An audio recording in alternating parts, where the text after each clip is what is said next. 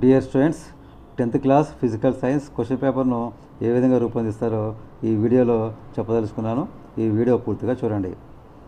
Question paper మొత్తము 40 మార్కులకు రూపొందిస్తారు. దీంట్లో 2 పార్ట్స్ ఉంటాయి. ఒకటి పార్ట్ ఏ, ఒకటి పార్ట్ బి.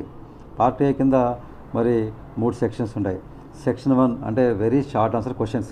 ఇక్కడ 2 మార్కుల ప్రశ్నలు 3 ఇస్తారు, 3 తప్పకుండా రాయాలి. Section 2 short answer questions.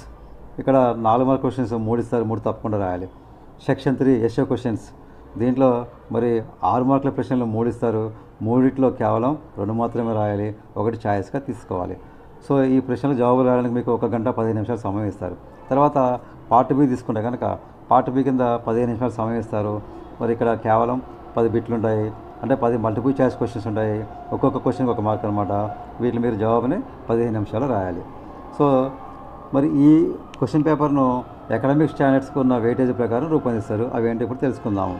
మొదటిది విషయావగాహన. విషయావగాహన విద్యా ప్రమాణం కింద 18 మార్కులకు సంబంధించిన క్వశ్చన్స్ ఇస్తారు.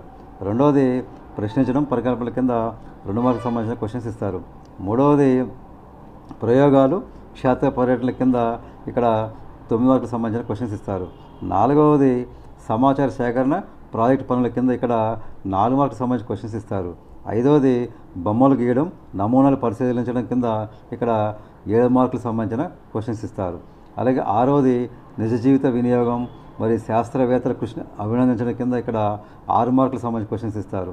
సో ఈ విధంగా మరి 10th class physical science question పేపర్ను రూపొందిస్తారు.